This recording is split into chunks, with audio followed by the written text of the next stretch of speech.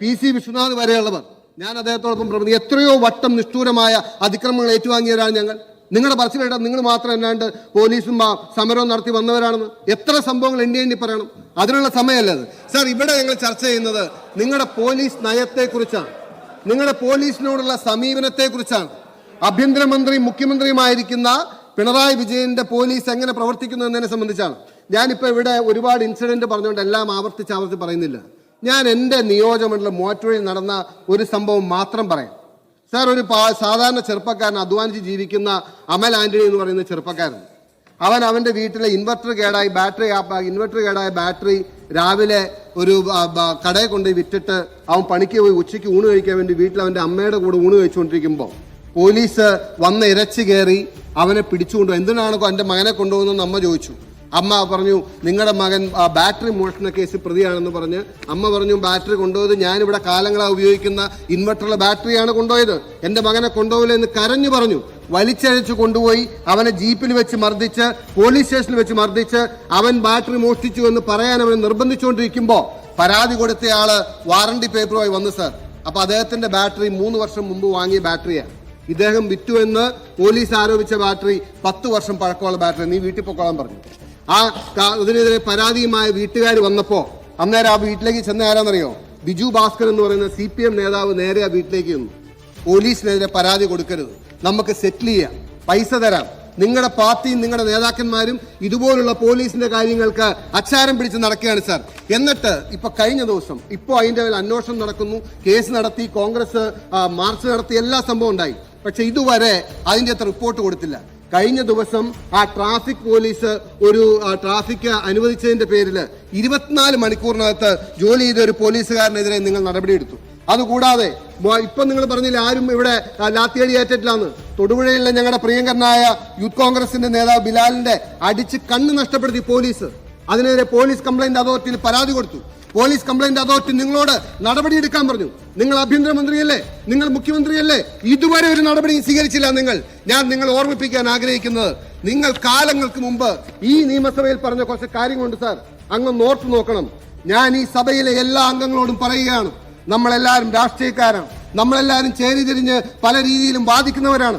പക്ഷെ ഒരു പോലീസ് സ്റ്റേഷനിൽ കൊണ്ടുപോയി പോലീസ് ലോക്കപ്പിലിട്ട് ഒരാളെ മൃഗീയമായി തല്ലാൻ നേതൃത്വം കൊടുക്കുക എന്ന് പറഞ്ഞാൽ അത് രാഷ്ട്രീയമാണോ?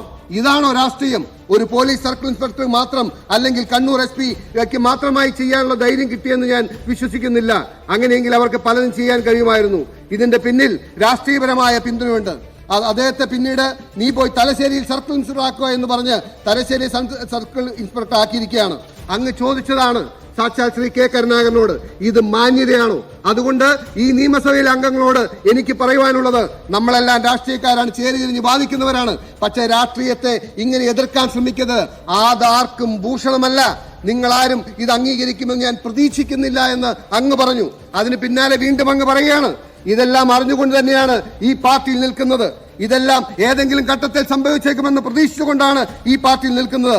അവരെല്ലാം പോലീസ് ലോക്കപ്പിലിട്ട് 4 പോലീസുകാരെ ഏൽപ്പിച്ച് ഒരു സർക്കിൾ ഇൻസ്പെക്ടറെ കൂട്ടി നിർത്തി തല്ലി ശരിപ്പെടുത്തി ഒന്ന് ഒതുക്കിക്കളയാമെന്നെങ്കിൽ അത് അപ്പോഴൊതുങ്ങും. പിന്നീട് കൂടുതൽ ശക്തിയോടുകൂടി തന്നെ അത് തിരിച്ചു വരും.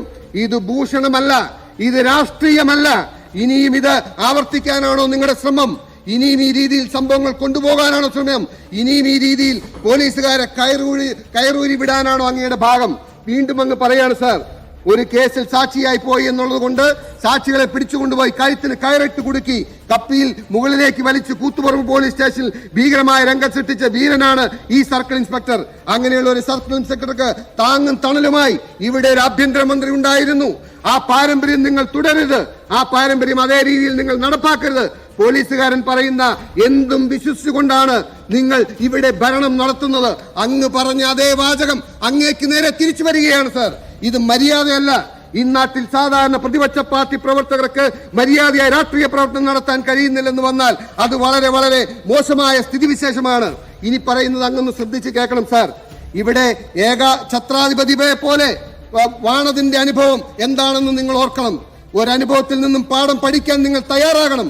അവർ ഇന്ന് ആരുമില്ലാത്ത സ്ഥിതിയിലായിരിക്കുന്നു എന്ന് മാത്രമല്ല, കൂടെ നിൽക്കുന്നവർ പോലും ഇന്ന് അവരെ എതിർക്കാൻ തയ്യാറായിരിക്കുകയാണ്. അങ്ങേ കാത്തിരിക്കുന്ന വിധി ഇതാണ് എന്ന് ഞാൻ ഭയപ്പെടുകയാണ് സാർ. അങ്ങ് ഈ നിയമസഭയിൽ പറഞ്ഞ അതേ കാര്യങ്ങൾ, പ്രിയങ്കരനായ ശ്രീ കെ കരുണാകരനെതിരെ നിങ്ങൾ പറഞ്ഞ അതേ വാചകം, അദ്ദേഹത്തിന്റെ ആത്മാവിനെ സ്മരിച്ചുകൊണ്ട് ഞങ്ങൾ നിങ്ങളോട് പറയുകയാണ്, ഇന്ന് നിങ്ങൾ മുഖ്യമന്ത്രി കസേരയിൽ ഇരിക്കുമ്പോൾ ഈ നാട്ടിൽ നടക്കുന്ന പോലീസ് അതിക്രമങ്ങൾക്ക് മറുപടി പറയാനുള്ള ബാധ്യസ്ഥത, അതിന്റെ ഉത്തരവാദിത്വം പോലീസിന്റെ മന്ത്രി എന്ന നിലയിൽ നിങ്ങൾക്കുണ്ട്. ഒറ്റപ്പെട്ട സംഭവം എന്ന് പറഞ്ഞ് നിങ്ങൾക്ക് വഴിമാറി പോകാൻ കഴിയില്ല. ഒരു കാര്യം കൂടി പറഞ്ഞുകൊണ്ട് ഞാൻ അവസാനിപ്പിക്കാം.